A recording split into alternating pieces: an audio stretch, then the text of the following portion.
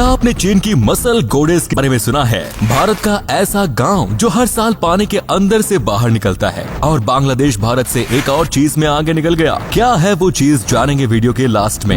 Number 9, beauty के साथ अगर फिटनेस का तड़का लग जाए तो क्या होता है? इसका सबसे सटीक उदाहरण है लियू तेयांग, जिन्हें लोग मसल गोडेस कहते हैं। वो देवी जिसकी खूबसूरती और फिटनेस के लोग ही नहीं बल्कि बड़ी बड़ी कॉर्पोरेट कंपनियां भी दीवानी है। तभी तो जब बात किसी कार को प्रमोट करने की आती है या फिर ग्लोबल ट्रैवल प्रमोशन की आती है, सबसे पहले लियू तेयांग का नाम ही लिया जाता है। लियू को मॉडलिंग करना तो बचपन से ही पसंद था, लेकिन फिटनेस का कोई खास शौक नहीं था। और जब इन्होंने फिटनेस की दुनिया से कदम रखा तो इनकी जिंदगी बदल गई। लियू खुद भी ये मानती है कि फिटनेस की वजह उनकी बॉडी को वो शेप मिला जिसकी वजह से आज ये इतने फेमस और कामयाब है। इसीलिए ये घंटों तक जिम में वर्कआउट करके पसीना बहाती है और दूसरों को भी फिट रहने के लिए प्रेरित करती है। तो दोस्तों, लियू की फिटनेस के बारे में आप क्या सोचते हैं? क्या आप भी इन्हें देखकर हुए मोटिवेट? कमेंट्स में जरूर बताएं। नंबर 8, एक ऐसा गांव जो साल में 1 महीने के लिए पानी से बाहर आता है। ये कोई सुनी सुनाई कहानी नहीं बल्कि हकीकत है। गोवा का कडी गांव जो एक टाइम पर 3000 गांव वालों का बसाया हुआ एक खुशहाल गांव था। गांव में हिंदू, मुस्लिम और ईसाई लोग मिलजुल कर रहते थे और खेती करके पेट पालते थे। पर 1961 में पोर्चुगीज रूल से फ्री होने के बाद इस गांव में स्टेट का पहला डैम बनाया गया, जिसके लिए यहाँ पर रहने वाले लोगों को गांव खाली करना पड़ा। डैम में हर साल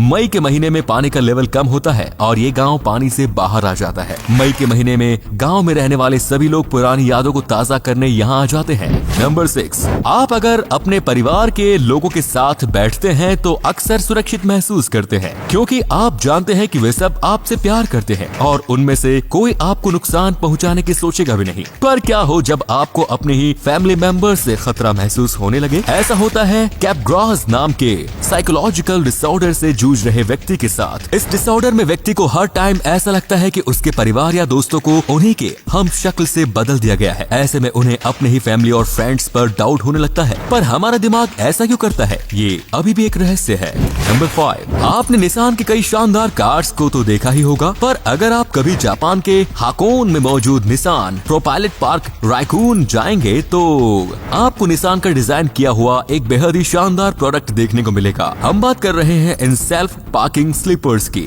निसान की डिजाइन की गई ये स्लीपर्स आर्टिफिशियल इंटेलिजेंस पर काम करती है, जो इस्तेमाल के बाद अपने आप को कुछ इस तरीके से एक जगह पर पार्क कर लेती है। नंबर 4, अंगूर आप सभी ने खाए होंगे और खरीदे भी होंगे। तो अब सवाल यह है कि आपने आज तक सबसे महंगे अंगूर कितने के खरीदे? 100, 200 या उससे भी ज्यादा? 500 रुपए किलो। पर आज जिस अंगूर के बारे में हम आपको बताने जा रहे हैं उनकी कीमत जानकर आपके पैरों तले से जमीन खिसक जाएगी जनाब। हम बात कर रहे हैं जापान के इशिकावा प्रीफेक्चर में उगाए जाने वाले रबी रोमन ग्रेप्स की। ये अंगूर इतने कीमती होते हैं कि एक अंगूर खरीदने के लिए आपको $28 यानी कि लगभग 2000 रुपए खर्च करने पड़ेंगे। जुलाई 2016 में इन ग्रेप्स के 700 ग्राम के एक गुच्छे को $8400 यानी कि 6,30,000 रुपयों में बेचा गया, जिसमें 26 अंगूर थे। नंबर 3, जब भी टेबल पर खाना आता है और खाना आपकी पसंद का नहीं होता तो अक्सर आप मुंह चढ़ाने लगते हैं। पर आपको भगवान का शुक्रिया अदा करना चाहिए कि आपको पेट भरने के लिए खाना मिल रहा है, ना कि मिट्टी की बनी रोटियां। क्योंकि अफ्रीका में एक जगह ऐसी है जहां लोगों के पास पेट भरने के लिए अनाज का दाना तक नहीं। हम बात कर रहे हैं अफ्रीका के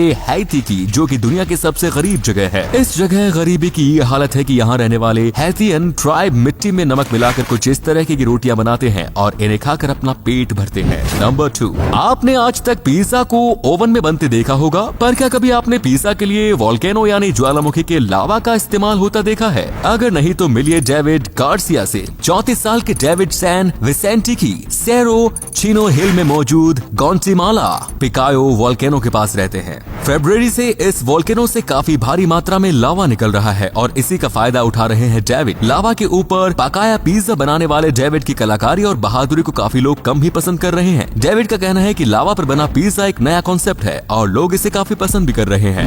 नंबर 1, किसी चीज को बुरा कहने के लिए भारत में 2 टके नाम का जो शब्द इस्तेमाल होता है, क्या आप जानते हैं कि ये कहां से आया है? अगर नहीं तो आपको बता दें कि टका बांग्लादेशी करेंसी का नाम है, जिसकी वैल्यू कभी भारत में कौड़ियों के बराबर थी, लेकिन पिछले 10 सालों में इस देश की जीडीपी में जबरदस्त उछाल आया। अमेरिका जैसे देशों के निवेश से इसकी इकोनॉमी में तो सुधार आया, साथ ही इस देश का टका भी काफी वैल्यूएबल हो गया। इतना ज्यादा कि आज तो इसने भारतीय रुपयों को भी पीछे छोड़ दिया। आज की डेट में 1 टका 1.15 भारतीय रुपयों के बराबर है, जिसके बाद ये कहना गलत नहीं होगा कि ये 2 टके की चीज अब बुरी नहीं बल्कि भारत में 2 रुपयों और 30 पैसे की हो चुकी है। दोस्तों, इस पर आपकी क्या राय है? क्या सचमुच टके की वैल्यू बढ़ी है या फिर भारत का रुपया ही कमजोर हुआ है? कमेंट्स में जरूर बताएं। दोस्तों, अगर आपको ये वीडियो अच्छा लगा तो आप अपने दोस्तों के साथ इसे शेयर जरूर करें। इससे हमें मोटिवेशन मिलता है और भी अच्छी वीडियोस लगातार बनाते रहने के लिए। अपने 5 मिनट देने के लिए बहुत बहुत धन्यवाद। ऐसे ही वीडियोस देखते रहने के लिए सीक्रेट इंडियन टीवी को अभी फॉलो करें। धन्यवाद।